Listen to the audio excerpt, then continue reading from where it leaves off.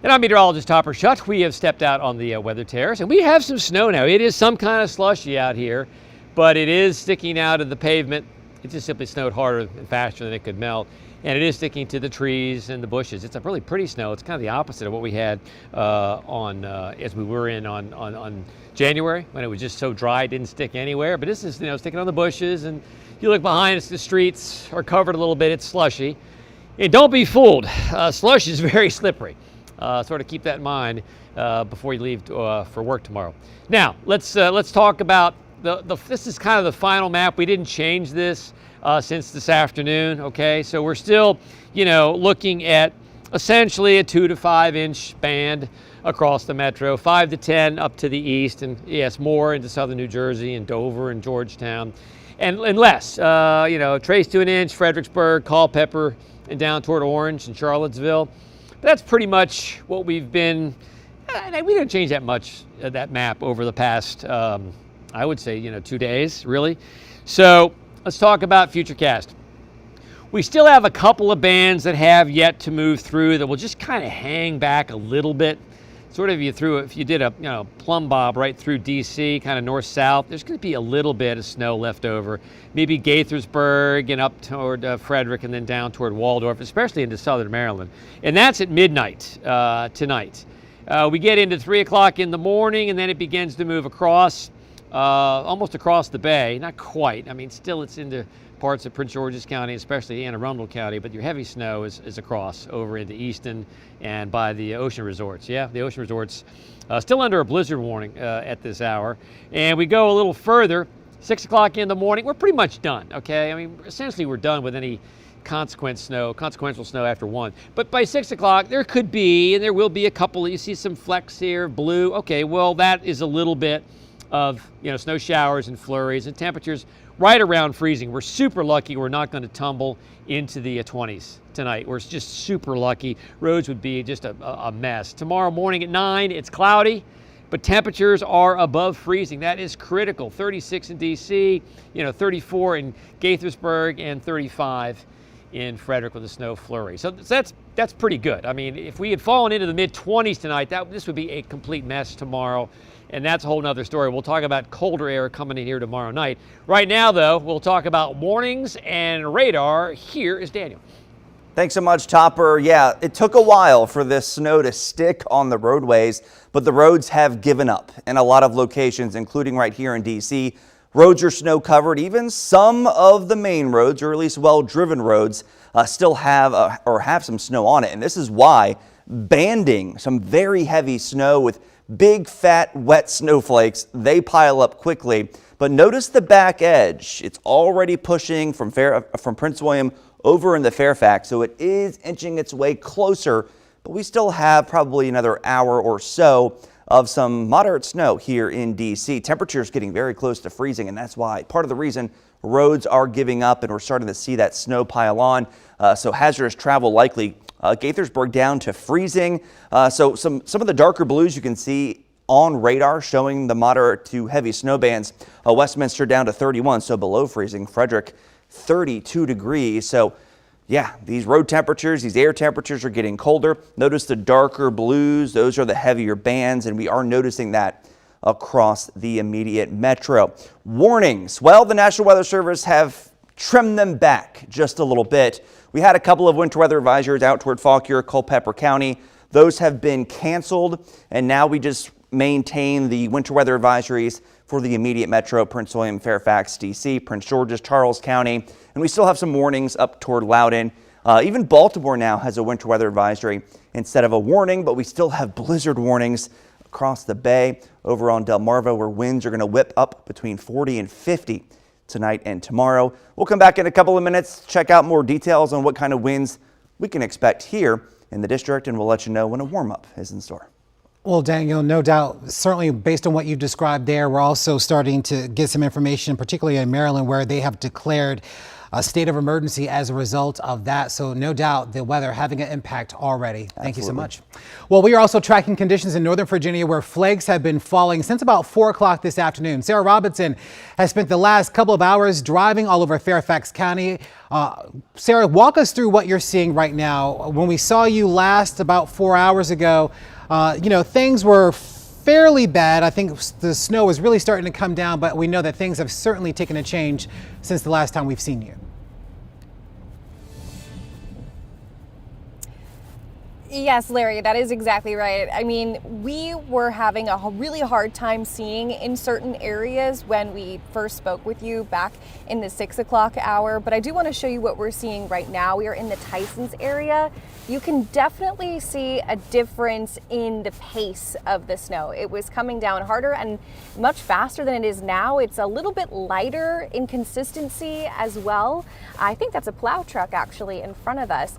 But we did get to speak to people today who are definitely ready for the winter weather to be over after the last major storm with that snowcrete, and of course this one tonight.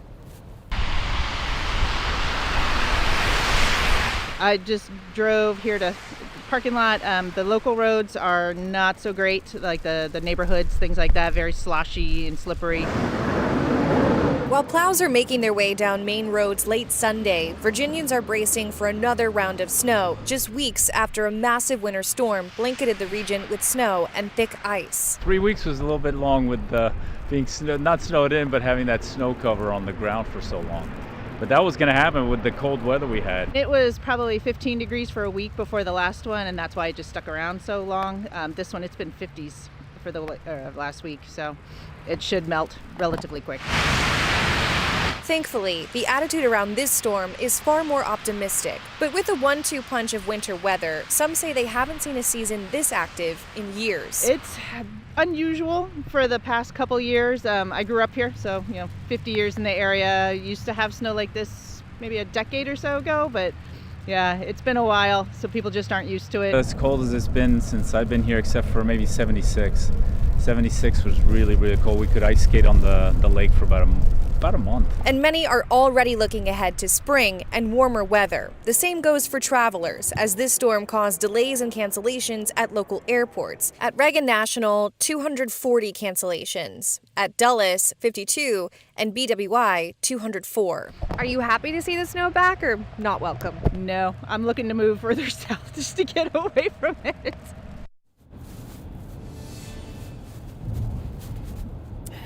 Yeah, I think that is a relatable sentiment here tonight. People are just really wishing this weather would go away. Now, I do want to show you as I flip the camera around the conditions right now on the Beltway. This is 495. We're headed towards Dulles.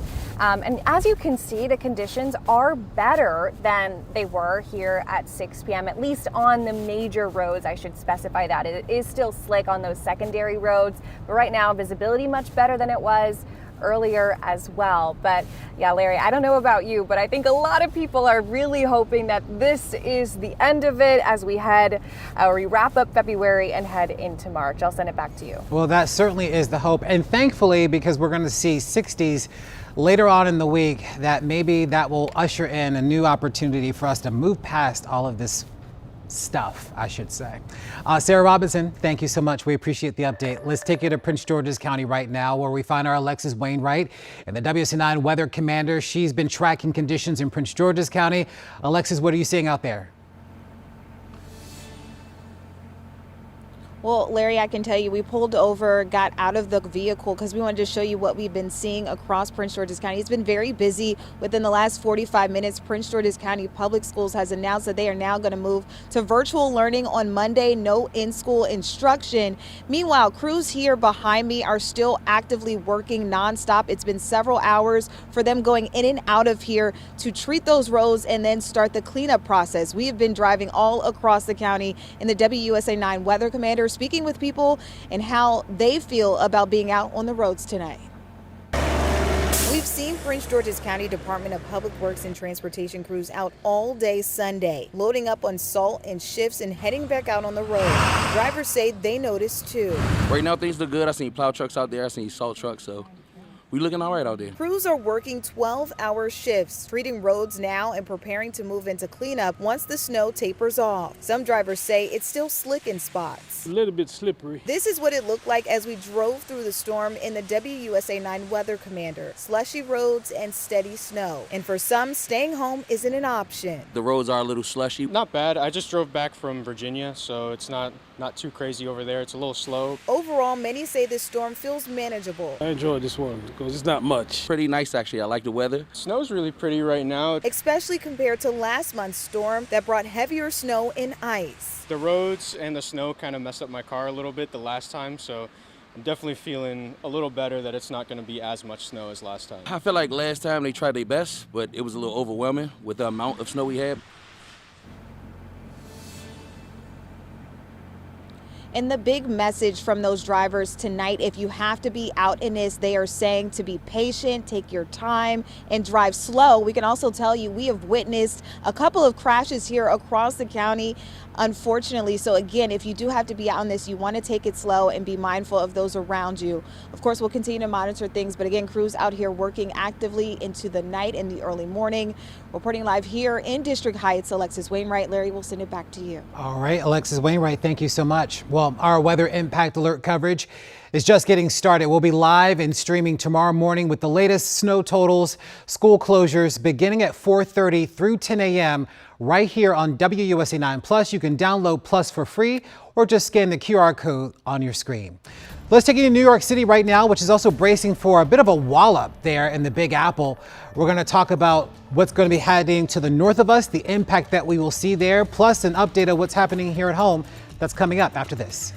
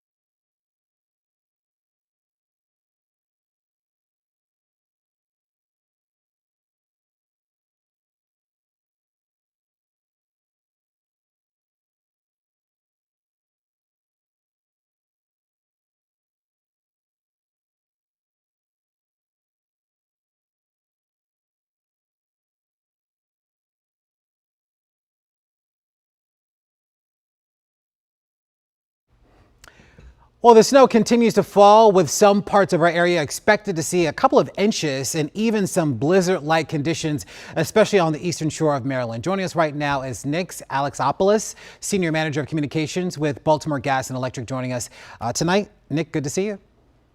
Great to be here. Nick, walk us through sort of the response with BG&E right now. As we talked about, the Eastern Shore really expected to get the brunt of this. Any concern about power outages along that corridor? Well, BGE's service territory is Central Maryland, Baltimore City in the middle of it. And for any electric utility company, when we're looking at a severe weather event like this, the number one concern is trees and wind. We're expecting wind tomorrow. And in any given storm for BGE, roughly half of our outages are caused by trees and tree limbs that fall on power lines. We're already seeing some outages caused by trees tonight. Right now, we're a hair over 1,200 outages in the BGE service area. Not many in the DC DMA where we have customers, PG County, Montgomery County, and Calvert County. Our crews are going to be working around the clock throughout this storm to restore service as quickly and safely as possible. And of course, we were monitoring this weather just like you all for the most of the week, and staffing up and making sure that we have the right tools, equipment, and people in place to respond to any outages that occur. Walk us through that preparation, since you were tracking it like we were. I'd imagine that you had crews sort of stationed around in preparation for the wind as well as for the snow. That's correct. We have service centers throughout our service territory, and you're situating crews at each of those service centers to make sure that, again, you have the staffing level to respond to the outages that we would predict would happen based on the weather forecast that's coming in. Now, that can change, and that's why you've got to be flexible. We have contractors on the system as well. But the reminder here, too, is that while our system is resilient, we make investments in it every day to serve our customers as safely as possible. Outages can still occur, so customers need to prepare as well. All right, Nick, we will leave it right there. Thank you so much for your time. Stay safe, and we appreciate it. Thank you. This WUSA9 Weather Impact Alert is sponsored by Morgan & Morgan. Oh. Hi. Thank you. Thank you.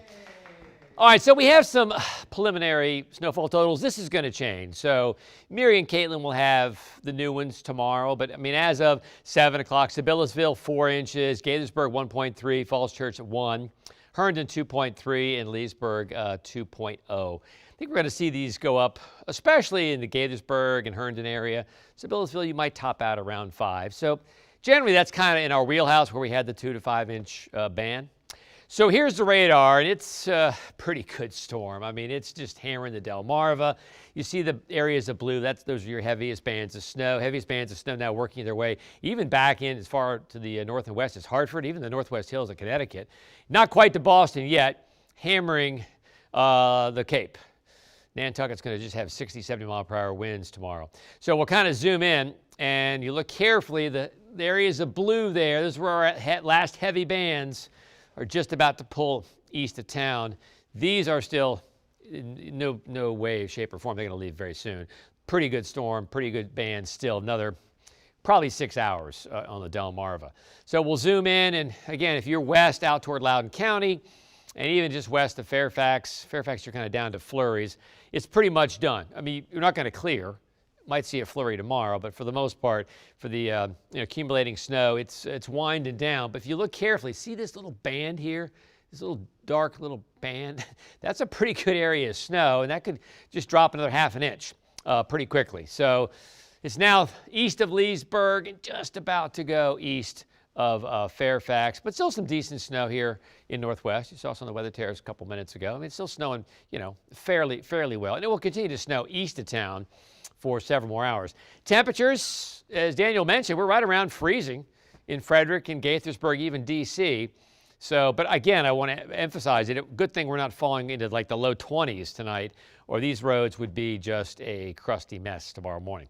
Okay, midnight, Futurecast still has some snow kind of right through the metro, probably a little too far west. Wish it would happen, but probably a little too far west.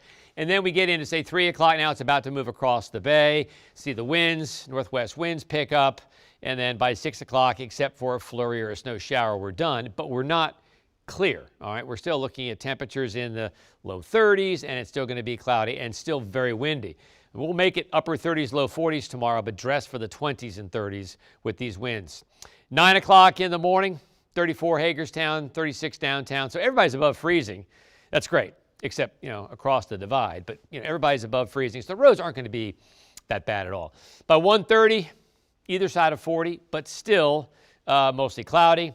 And then by 6 o'clock, a few breaks in the clouds and temperatures back into the 30s. And then tomorrow night, we're back into the 20s pretty quickly. So tomorrow night, in terms of refreezing, that's going to be the bad night for Tuesday morning. So Tuesday morning, you get up, you see something that looks wet. It's probably ice, probably black ice. So Just be advised we'll be much colder tomorrow night than we will tonight. Okay, we have winds to talk about and how strong are the winds right now. For more on that, here is Daniel.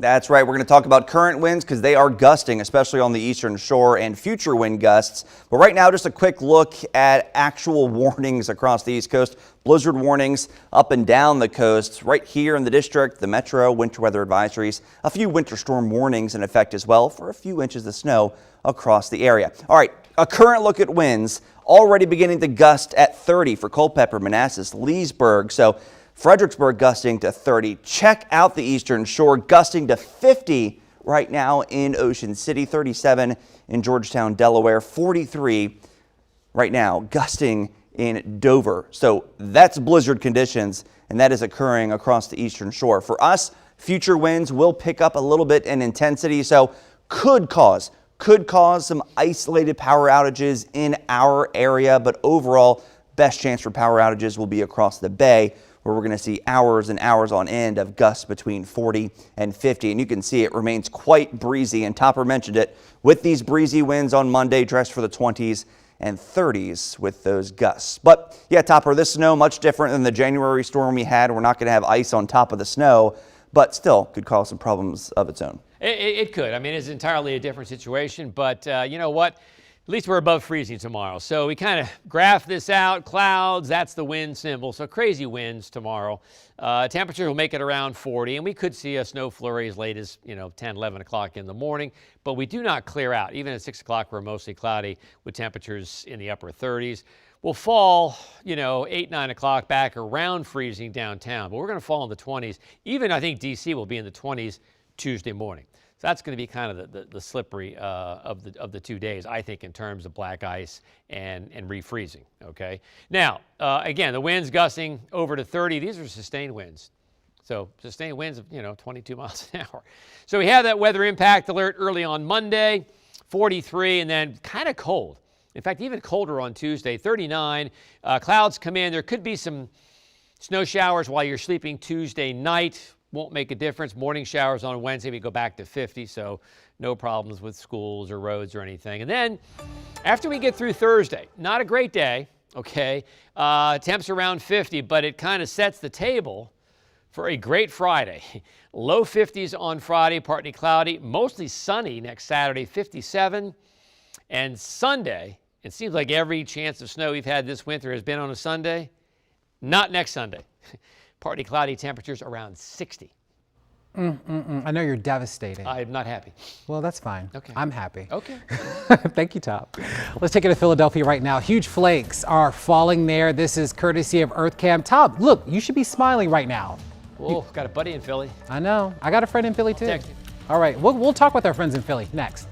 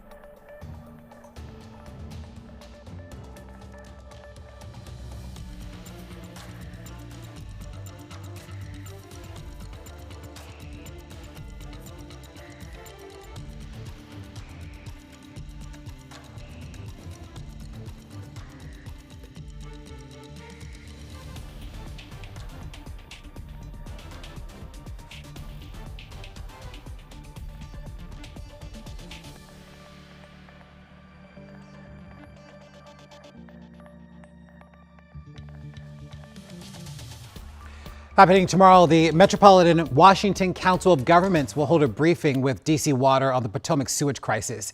Now, we know this comes with a huge price tag and timeline to clean up the river.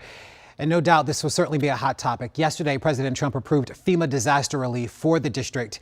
It comes 1 month after the Potomac Interceptor collapsed, sending millions of gallons of sewage into the Potomac. Well, DC Water now estimates repair costs could reach $20 million.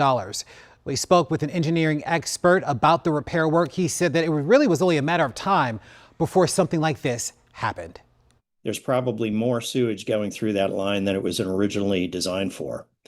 And so when you take that possibility and you add that to the deterioration of the structure due to the presence of sulfuric acid, then you got a kind of a time bomb, ticking time bomb.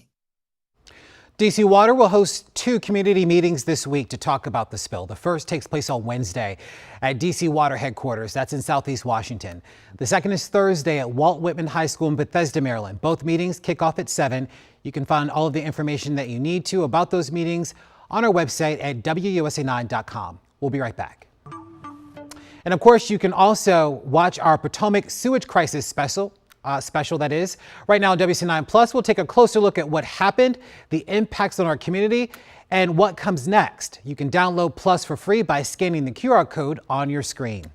Well, in Florida, a man armed with a shotgun was shot and killed early this morning while attempting to enter President Trump's Mar-a-Lago compound. We should note that the president was not at the resort at the time. CBS News reporting that man has been identified as 21-year-old Austin Tucker Martin of North Carolina.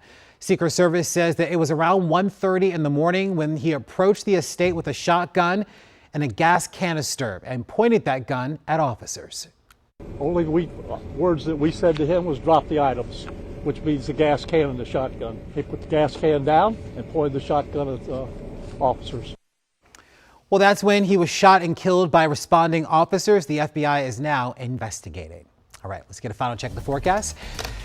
All right, so how are we doing with the snow totals at this point? We're doing okay. I mean, we don't have the latest numbers in, but I think we'll be in our 2 to 5 inch range by tomorrow. So we have flurries tomorrow morning. They're just windy, kind of a blustery day. I know we're going 43, but dress for the 20s and 30s. And then 39 on Tuesday, blustery and cold, and some rain Wednesday and Thursday. But then Jane will talk about the weekend. How nice is that? Oh my gosh, Larry should take this now. Yeah. I got it. Yeah, the sunshine will be around 50s and 60s. So looking forward to that. Yes, I'm a snow lover like Topper, but it's nice to get some breaks here and there. Partly cloudy skies on Sunday, by the way. This might be it. Oh no! I'm gonna break your heart. You be okay? Listen, are you going to be okay? No, I'm not. I know you're crushed right now. Our live weather impact alert coverage continues until like 11:30.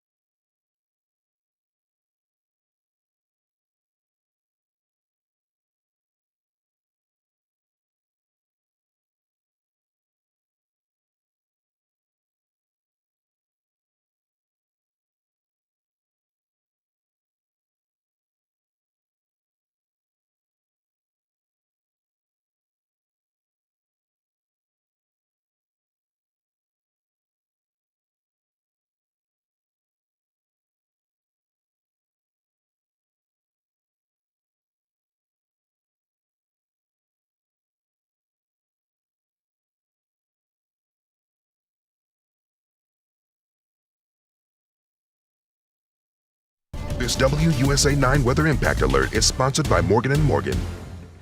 Right now on WUSA 9 Plus, we are in weather impact alert mode. That's because we have snow that's been on the ground that we've been talking about now all week, and it's finally here. You can see the flakes falling outside live now. This is at the Capitol. Just a few hours ago, Maryland declared a state of emergency, and crews across the DMV are working hard to keep the roads clear. Thanks for streaming with us at 10:30 right here on WUSA 9 Plus. I'm Larry Miller. Well, tonight we are starting to see the impacts of this storm. School closures and delays are coming into our newsroom as we speak, and they are scrolling at the bottom of your screen right now, or will be very soon. So let's get an update on the forecast. The chief, Topper Shutt, is out in the weather terrace. Daniel Johnson's in the studio. Let's begin with Top, who's been sort of basking in this, probably the last vestiges of winter, I will say. You might be right. I mean, let's hope not, but it looks like this might be our last chance for a big storm.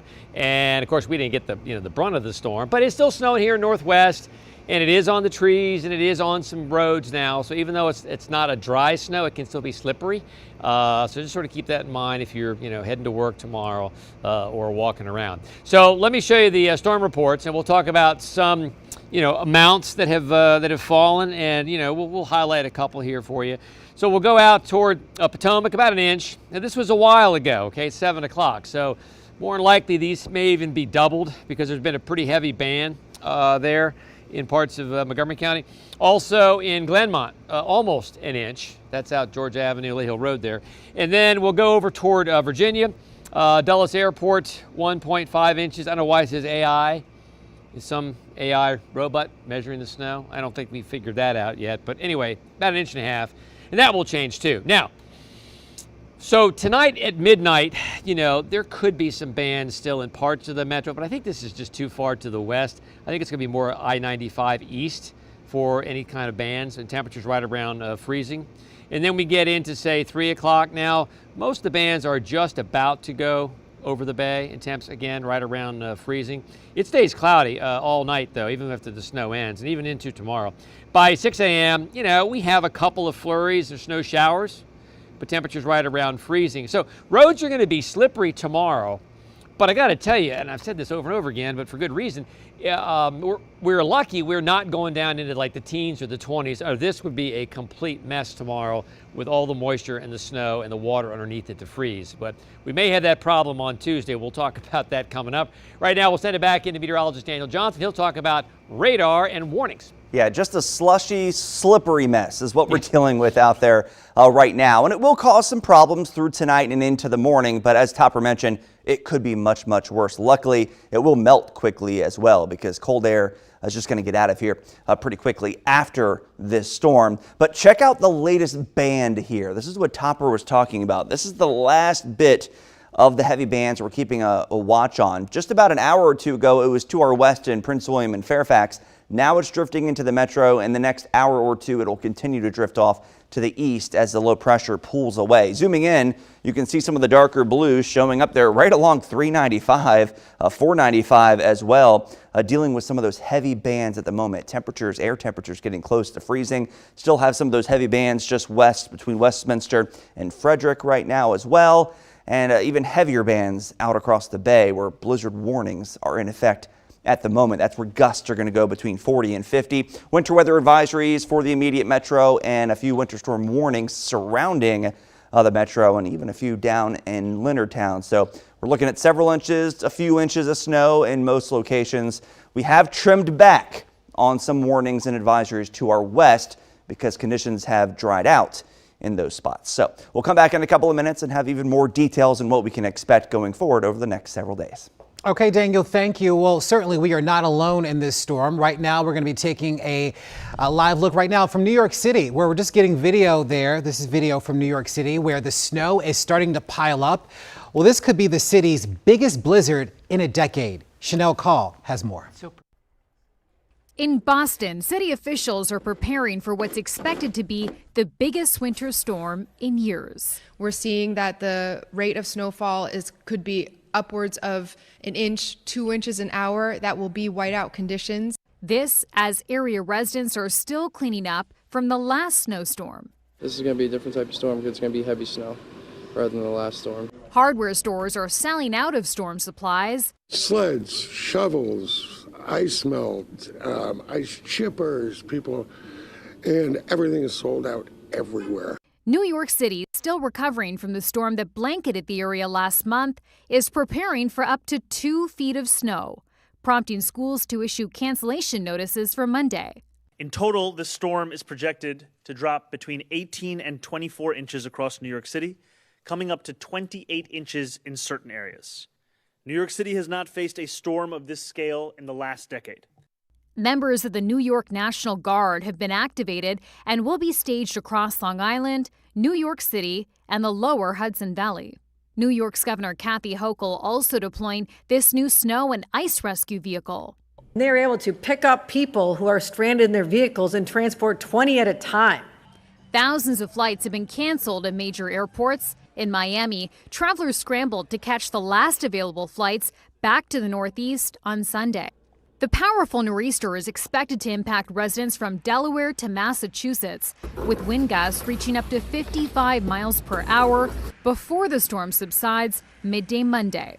Chanel Call, CBS News, New York.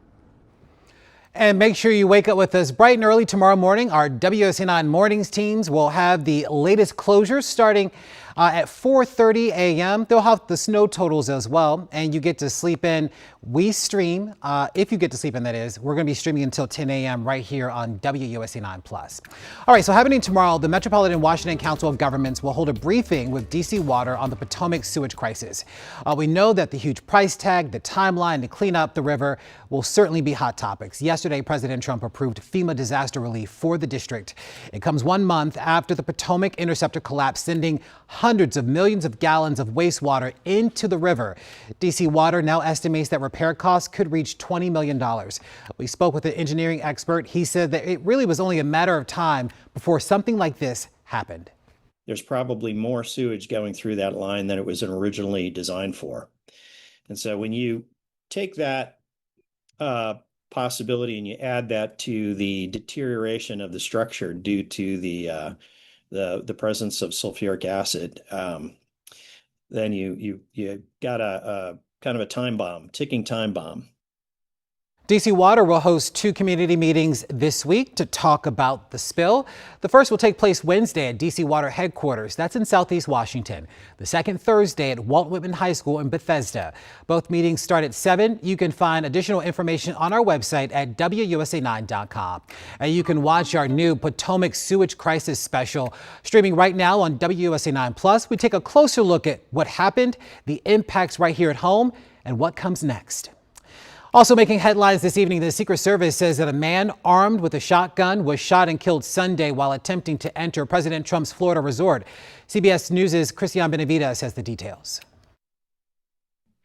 U.S. Secret Service agents said Sunday that an armed man was shot and killed after entering the secure perimeter of Mar-a-Lago, President Trump's Florida estate. According to sources, the man has since been identified as 21-year-old Austin Tucker Martin of North Carolina. It was around 1:30 Sunday morning when authorities say the gunman, armed with a shotgun and gas canister, made his way just inside the inner perimeter of the state. The president was in Washington and not at his Florida home at the time. A deputy and 2 Secret Service agents on the detail went to that area to investigate. They confronted a white male that was carrying a gas can and a shotgun.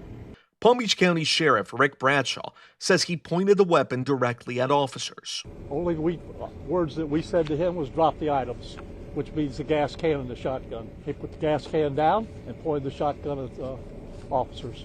The man was shot and killed by responding officers. The FBI is taking the lead on the ongoing investigation into the shooting. Christian Benavides, CBS News. Right now, chaos unfolding in Mexico after the leader of a powerful cartel was killed. Mexico's military targeted Nemesio Oseguera Cervantes in an operation today. Cervantes, a former police officer, led one of the most powerful and ruthless criminal organizations in Mexico. That's according to the U.S. Drug Enforcement Agency. Since his death, gangs have been retaliating in parts of the country, including blocking roads, setting vehicles on fire, and threatening the government. The U.S. has issued a travel alert to parts of Mexico, saying that U.S. citizens should shelter in place until further notice. Tonight, the United States is on the brink of a major conflict in the Middle East. It comes as Iran continues to test its nuclear power. Charlie D'Agata is in Tel Aviv with the latest. Firepower like the USS Ford aircraft carrier, almost within striking distance in the Mediterranean Sea. Heavy lift transport planes taking off from the UK, and F-35 stealth fighter jets filmed on a runway on the Greek island of Crete. Iran is on a full court press trying to talk America out of an all-out war. Thank you so much for having me. Iran's foreign minister spoke with Face the Nation's Margaret Brennan. Right now we are negotiating only nuclear, and there is no other subject. But Iran also has one of the largest arsenals of ballistic missiles in the region. Israeli intelligence sources we spoke with confirmed stockpiles are back to the same levels seen before Israel and the U.S. launched attacks last June. And now we are even in a better situation than previous war. So as a matter of fact, we are in a powerful position to defend ourselves. Israel and many U.S. bases are within missile range. And President Trump is growing increasingly impatient with the Iranian regime, says Special Envoy Steve Witkoff. He's curious as to why they haven't, I don't want to use the word capitulated, but why they haven't capitulated. Witkoff and his team are now scheduled to meet with the Iranian delegation in Geneva on Thursday. Charlie D'Agata, CBS News. The Department of Homeland Security has reversed the decision to temporarily suspend TSA PreCheck. Globe earlier today, DHS said that the program would be paused because of the partial government shutdown. Then hours later, the TSA said that the PreCheck program is, quote, operational with no change for the traveling public. An estimated 63,000 TSA agents have been working without pay since the partial shutdown began. Taking a live look outside as we head to break, our weather impact alert coverage continues tonight. We're talking about the potential for power outages coming up in 2 minutes.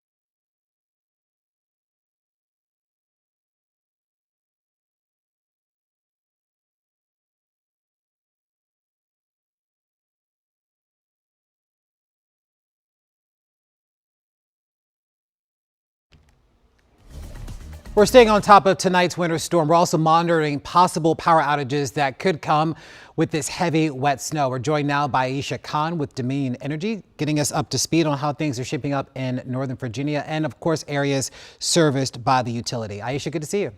Hey, good to see you, Larry. How you doing? Doing well. So, Aisha, give us an update in terms of how things are shaping up right now. Are we seeing any power outages associated with the storm? Yeah, Larry. So, we have been preparing in the event there is, Operation Trouble overnight. And yes, we're starting to see those outages come in. As of right now, most outages are in Springfield, Alexandria, Herndon, Fairfax, and Woodbridge. And right now, that number stands at 8,188 customers currently without power. But our crews are already working on the restoration efforts. We have crews who will work through the night, and they will continue with restoration through tomorrow. Most of these outages, as I understand, talking with our regional operations center, they tell me that it's wind related. That winds can cause tree limbs to fall onto power lines or onto our cross arms and our poles as well. I'd imagine that was something that sort of factored into your response tonight, knowing that in addition to the snow, that wind could potentially be a factor as well. Absolutely. This is not something new. We know that the winds can definitely cause these outages. Blowing those tree limbs and those tree limbs falling onto the power lines. Not to mention even the snow accumulation that can weigh down those tree limbs. But this is why throughout the year we prepare for storms and major events like these by regularly trimming trees along power lines, burying our power lines in the most outage-prone areas, inspecting and replacing older power poles, with thicker, stronger poles that are more resilient during storms. Aisha, 8,000 now. Do you anticipate that number could spike significantly or even at all? It's hard to say, Larry. It's like I said, it depends on the accumulation. The number. I mean, when I don't know if it's going to go up. We're hoping it's going to go down since our crews are already there, working for the restoration efforts. So fingers crossed that the number is going to, in fact, go down. But right now, it's just a wait and see.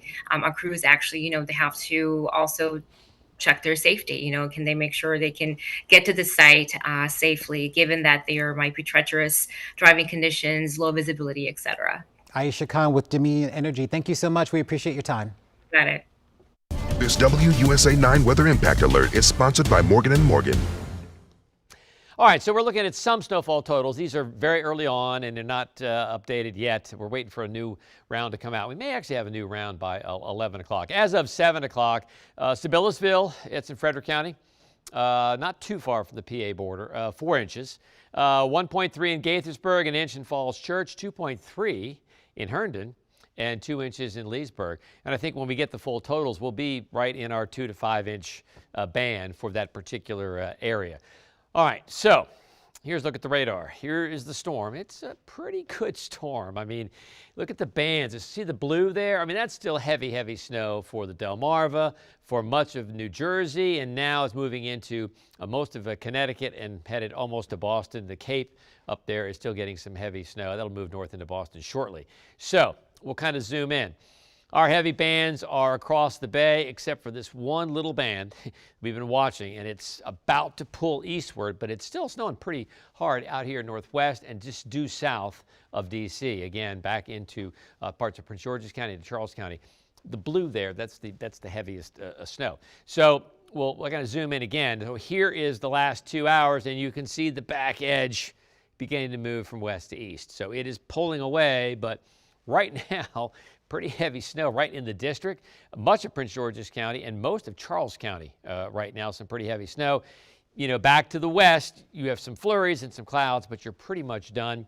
Temperature's pretty uniform, around 32, nothing crazy. I'll show you the visibility map because mainly this is for snow, not really for fog. There's a little fog out there, but mainly it's for snow. So you get over toward Georgetown, a quarter mile. I mean, that's why they have a blizzard warning there because quarter mile visibility and winds over 40, there is your blizzard. But notice Leesburg has a visibility of 7 miles. These are visibility miles, 10 in Culpeper and 10 in Front Royal. So the snow is pretty much over. By midnight, it's moving across I-95. By 3 o'clock, it's just about to go across the bay. And then by 6 o'clock in the morning, you see these crazy arrows, there's northwest winds. Yes, some flurries and some snow showers are still possible. And then by 9 o'clock in the morning, temps well above freezing, mid-30s. A couple of snow showers or flurries possible, but still mostly cloudy and still windy. And to talk more about those wind gusts, here's meteorologist Daniel Johnson. All right, thank you so much, Topper. The winds are picking up now. Some gusts above 30 at Reagan National, and we're going to continue to see these winds gust as we head through the overnight period. The immediate metro likely gusting between 30 and 35 at times. We're already seeing that. That is the case, of course, where they're having blizzard conditions. Ocean City, Sussex County, Maryland, dealing with those gusts between 40 and 50. That will be the case tonight and into tomorrow. Of course, locally, we're just dealing with gusts between 30 and 35 at times, but that's enough with some of this wet, heavy snow to potentially cause some isolated power outages. It doesn't take a lot of this heavy, wet snow, and it doesn't take very strong gusts to potentially cause that. So we are watching that. It's definitely going to be a breezy night tonight and a breezy Monday. Now, with those winds come really cold wind chills tomorrow. Dress for the 20s and 30s. It's going to feel like it's below freezing during the day tomorrow, and then it gets even colder. Waking up Tuesday morning, you're going to need that heavy jacket and the beanie hat to keep you warm. These are wind chills, real field temperatures, teens and even some single digits topper as we wake up early on our Tuesday. Yeah. Let's toss back over to you. And I think, with the lower temperatures that go along with those low wind chills, there's going to be more refreezing tomorrow night than there will be tonight. I think it'll be much worse in terms of slick spots on Tuesday morning as opposed to tomorrow morning. Tomorrow morning, we're just kind of getting rid of the slush and the slop. But then Tuesday morning, there could be some black ice around. So here are the temperatures tomorrow. That's the wind symbol. So windy across the board. And temps will struggle to get to 40. But Daniel mentioned, let's dress for the 20s to around 30. It's never really going to feel much warmer than 29 or 30 degrees tomorrow. So just sort of, keep that in mind. 8 o'clock, some clouds. Maybe we could have a flurry or a snow shower 8, 9 o'clock. But for the most part, takeaways, low wind chills and windy tomorrow. And then even colder on Tuesday. We're only about, 40 on Tuesday and then back to 50 on Wednesday with some showers. Now, rain on Thursday, we're around 50, but then look what happens. We're partly cloudy on Friday, and the weekend, next weekend, we're not talking about, snow next weekend. Upper 50s on Saturday with sunshine, partly cloudy on Sunday with temperatures. Yep, next Sunday, around 60. We'll be right back after this.